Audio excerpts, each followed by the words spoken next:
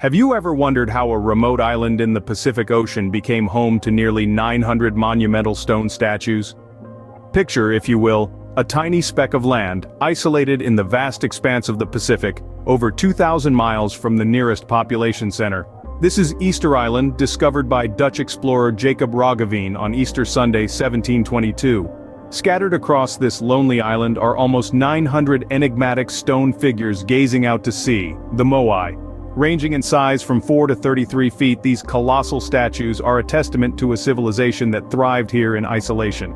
But the mystery that has captivated the world is not just their existence, but their creation. How did a society, with no advanced technology or tools, carve, erect, and transport these stone giants across the island? This question has puzzled scientists, archaeologists, and curious minds alike for centuries. To understand the mystery, we must first delve into the island's intriguing past. Imagine, if you will, a time long ago when Polynesians, guided by the stars and the currents, set sail across the vast Pacific Ocean. Their destination? A small remote island that we now know as Easter Island. These brave explorers, the first settlers, laid the foundations of the Rapa Nui culture, a society that would leave behind an enigma that continues to baffle us today. The Rapa Nui people, named after the island, were masters of stone carving. They chiseled away at volcanic rock to create the moai, massive stone figures that have become synonymous with the island. These statues weren't just decorative pieces, they held deep religious significance. They were symbols of authority and protection, embodying the spirit of the ancestors, watching over the island and its inhabitants. The Rapa Nui society was hierarchical, with a high chief at the top, followed by the priests, warriors, and the rest of the population. It's thought that this structure played a crucial role in the creation of the moai. You see, each statue was commissioned by a chief or a powerful family, a way of asserting their status and authority. The bigger the statue, the more influence they wielded.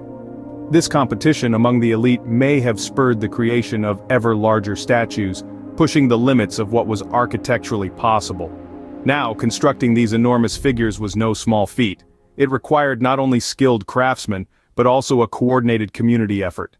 Imagine the sheer manpower needed to carve, transport, and erect these giant stone figures. It's a testament to the ingenuity and determination of the Rapa Nui people. But the rise of the Rapa Nui culture is just the beginning of this mystery. The island's history takes a dark turn, leading to the decline of this once thriving society. But that's a story for another time. For now, let's marvel at the legacy of the Rapa Nui, the giant stone guardians that continue to watch over Easter Island, silent witnesses to a past long gone but not forgotten. Now let's explore how the Rapa Nui people could have built and moved these enormous stone figures. For centuries, the enigma of how these monolithic statues, known as moai, were built and transported has puzzled historians and archaeologists alike. The Rapa Nui people, who were isolated in the middle of the Pacific Ocean, were armed with nothing more than basic stone tools. Yet they carved these gigantic figures with remarkable precision. The moai were hewn from a single block of compressed volcanic ash located at the Rano Raraku quarry. The Rapa Nui people would first sculpt the front of the statue while it was still attached to the rock face. After the front was completed, they would detach the statue and carve the back. The process was labor-intensive and required a deep understanding of the material and the environment. But the mystery doesn't end there. How were these statues, some weighing up to 80 tons and standing as tall as a 4-story building, transported across the rugged terrain of the island? Several theories have been proposed over the years. One such theory suggests that the Rapa Nui people used sleds and rollers made from the island's trees. The statues were placed on these sleds and then dragged across the island.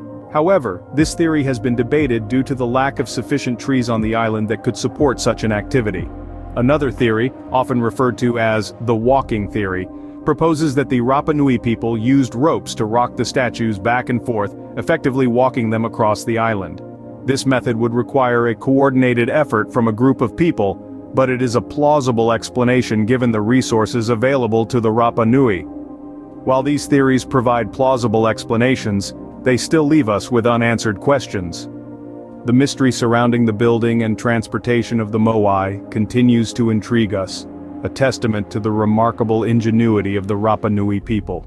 As we reach the end of our journey, we find ourselves facing the island's mysterious decline. Various theories attempt to shed light on the downfall of the Rapa Nui civilization. Some argue that overpopulation and the resulting strain on resources led to this decline. Others point to deforestation, suggesting that the islanders depleted their forest resources in the process of constructing and moving the Moai.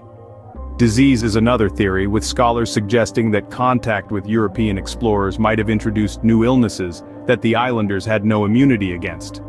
Still, others consider the impact of slave raids, which could have decimated the population and disrupted their society. Modern technology has become an indispensable tool for researchers working to unravel these mysteries. Sophisticated techniques like ground-penetrating radar and advanced carbon dating methods are used to piece together the puzzle of this enigma. The secrets of Easter Island continue to captivate us, reminding us of the enduring power of human curiosity and the mysteries that still lie waiting to be discovered. So what have we uncovered about the enigmatic Easter Island? Well, we've delved deep into the island's fascinating history, unearthing the story of its discovery and the mind-boggling presence of its colossal stone figures, the Moai.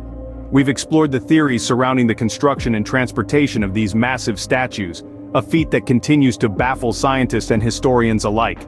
We've traced the rise of the Rapa Nui civilization, a society that thrived in isolation, demonstrating extraordinary ingenuity and resilience.